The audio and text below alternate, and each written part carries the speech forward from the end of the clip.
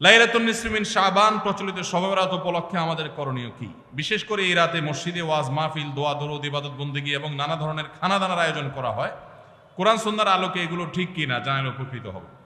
ভাইরা আমার, লাইলাতুন নিসফি মিন শাবান যেটাকে আমরা শবে বরাত বলি, এই লাইলাতুন নিসফি মিন শাবানে আল্লাহ তাআলা হিংসুক এবং মুশরিক ছাড়া বাকি মানুষদেরকে, বাকি মুসলমানদেরকে আল্লাহ তাআলা সাধারণ ক্ষমা ঘোষণা করেন মর্মে একটা হাদিস আছে।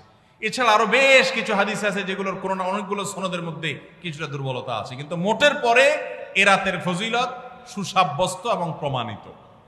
কিন্তু এর মানে এই নয় যে এই রাতকে কেন্দ্র করে আমরা যা করি আমাদের দেশে তার সব সঠিক। আমাদের দেশে লাইলাতুল বরাতে মানুষের যে ভিড় মসজিদগুলোতে, এটা তো ভালো জিনিস যে মানুষ মসজিদে আসছে, কিন্তু অন্যদিন না এসে এই রাতে বেশি আসার কারণটা কি?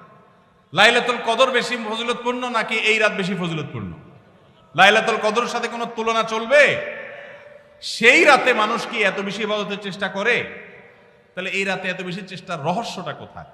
রহস্য হলো আমাদের দেশে মানুষ মনে করে যে এই রাতে ভাগ্য ঠিক হয়, অতএব সারা বছর যাই করি না করি এই একটা রাত মসজিদে গিয়া আল্লাহ বিল্লাহ করে যদি সারা বছরের ভাগ্যটা ঠিকঠাক করা যায়, এরপর আর মসজিদে যায় কেনা। এই চালাকি করলে কি ভাগ্য ঠিক হয়ে যাবে? ভাইরা আমার, লাইলাতুন নিসফি মিন শাবানকে কেন্দ্র করে বহুবিধ বিদআত, বহুবিধ বাড়াবাড়ি, বহুবিধ কুসংস্কার আমাদের সমাজে আছে। এক সময় তো প্রচুর পরিমাণ পটকা ফুটাফাটি চলতো। আলহামদুলিল্লাহ, প্রশাসনের ভাইয়েরা প্রতি বছর নিষেধাজ্ঞা আরোপ করেন এবং এটা অনেকটা কমেছে, যেটা আমাদের নিরাপত্তা হুমকির মধ্যে আমাদেরকে ফেলে। দিনের নামে আমরা কখনো সেগুলো করতে পারি না। অনেক মসজিদে আলোকসজ্জা করা হয়। আলোকসজ্জা তো আপনি এমনিই করেন সারা বছর, কিন্তু এই রাতকে কেন্দ্র করে আলাদা করে আলোকসজ্জা করা, এই রাতকে কেন্দ্র করে ওই যে হালুয়া রুটি খাওয়ার একটা ব্যাপার এখনো আমাদের দেশে কোথাও কোথাও আছে। অনেকে মনে করে নবীজির দাঁত মোবারক শহীদ হয়েছেন উহুদের ময়দানে, তো তিনি হালুয়া খাইছেন, সেজন্য আমরা ভালো দাঁতে হালুয়া খাই। নবীজির দাঁত ভাঙে হালুয়া খাইছেন, আমাদের আস্ত দাঁতে আমরা কি খাই? হালুয়া খাই। আপনার বাপের ঠ্যাং ভেঙে গেছে, উনি একটা লাঠি দিয়া খোড়ায় খোড়ায় হাঁটে, আপনার আস্ত ভালো দুইটা ঠ্যাং আছে, আপনি বাপের মহব্বতে বলছেন বাবা তোমার পাওটা ভেঙে গেছে, সেই মহব্বতে আমি আমার ভালো পাও নিয়ে লাঠি দিয়ে আমি খোড়ায় খোড়ায় হাঁটতেছি। কি বলেন? বাপ খুশি হবে? খুশি হবে? বলবে এটা তো বেয়াদবি, তামাশা করতেছ আমার সাথে, আমার ভেঙাইতেছ। নবীজি সাল্লাল্লাহু আলাইহি সাল্লাম দাঁত মোবারক শহীদ হয়েছে বাতিলের বিরুদ্ধে জিহাদ করতে গিয়ে। আপনি বাতিলের সাথে আঁতাত করবেন আর হালুয়া খায়া নবীজির সুন্নাত আদায় করবেন, এর চেয়ে বড় হাস্যকর জিনিস আর হতে পারে না। অতএব সব ধরনের বাড়াবাড়ি কুসংস্কার আমাদের বন্ধ করতে হবে। এমনকি এই রাত উপলক্ষে মসজিদে দোয়া দরুদের জন্য সমবেত হওয়া, এ রাতে মানুষকে ডাকাডাকি করে একেবারে এই রাতের ফজিলতের জন্য মসজিদে সবাই একত্র হওয়াকে যারা জরুরি মনে করেন তারাও ভুলের মধ্যে আছেন। ব্যক্তিগত ইবাদতে আল্লাহর ক্ষমা পাওয়ার জন্য চেষ্টা করতে পারেন, সেটা ভিন্ন বিষয়। আল্লাহ আমাদেরকে বুঝার তৌফিক দান করুন। আমাদের দেশে কেউ মারা গেলে 40 বা জমাত খাওয়ানো হয়, এটা জায়েজ আছে কিনা? ভাইরা আমার, বাংলাদেশের সবচেয়ে শক্তিশালী বেদাত হলো এই বেদাত। এর চেয়ে বড় শক্তিশালী বেদাত এদেশে আর নাই। এই ঠিক বলা মানুষ বহু লোক আছে জমাত খায় বেড়ায়। এই বরগুনার আমাদের অফিসে কিছু স্টাফ আছে, বরগুনার 2-3 জন আমার পরিচিত। তো এরা, আমি শুনছি যে তাদের একটা গ্রুপ খুলছে, তারা ফেসবুকে না যেন হোয়াটসঅ্যাপে গ্রুপ খুলছে, জমাত খাওয়ার গ্রুপ। কোথায় কখন কে মরে, কোথায় কার মরার খাওয়ান হয়, ওই গ্রুপে জানাই দিলে সবাই দলে দলে সেখানে চলে যায়। এটা তারা এক এক ইউনিয়নের এক একজন মিলে এটা করছে, যাতে কোনো ইউনিয়নের জমাত যাতে মিস না হয়। তো ভাই, এটা হলো সবচেয়ে শক্তিশালী বিদআত। কেন?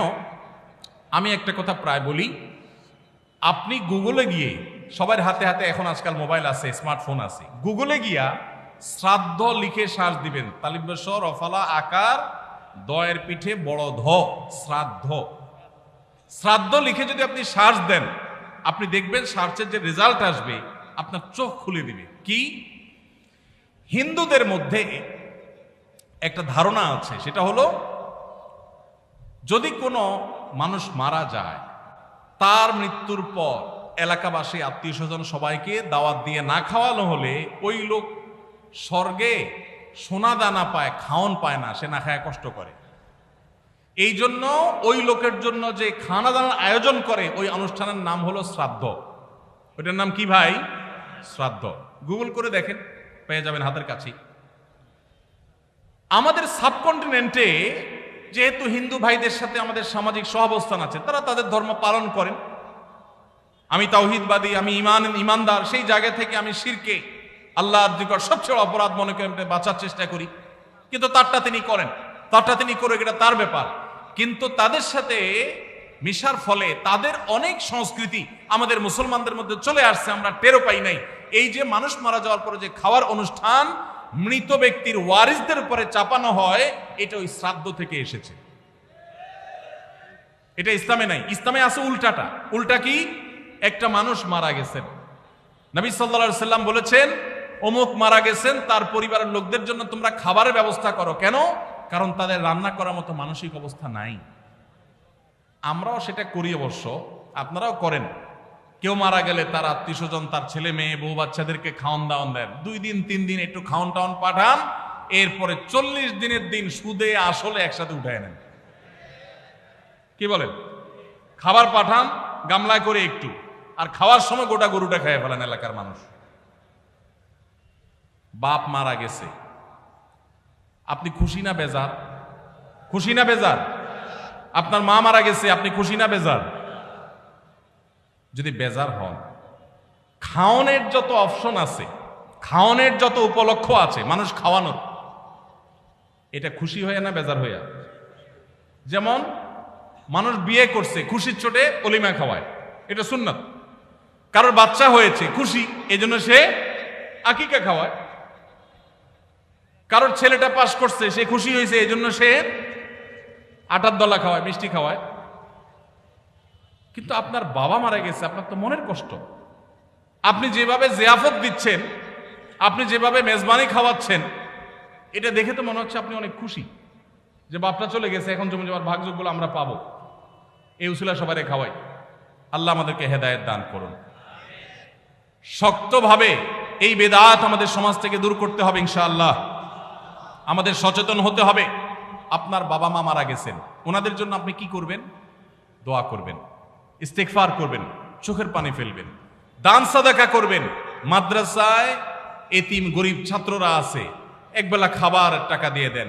মসজিদে কিছু ইট কিনে দেন, মসজিদের জায়গা কিনবে, সেখানে টাকা দিয়ে দেন। একজন গরিব মানুষকে কিছু টাকা দিয়ে দেন। মুর্দার তরফ থেকে সাদাকা করলে তার সব মুর্দা পায়, সেটা আপনি করেন।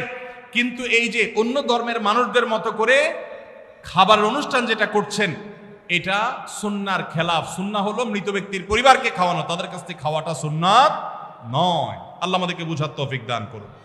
মুশকিল হলো এটা যদি আপনি না করেন, আজকের ওয়াজ শোনার পর এলাকাবাসী বলবে অমুক লোকটা মারা গেছে, কি ছেলে মেয়ে রেখে গেছে, কারো একটা হাত ধোয়াইলো না।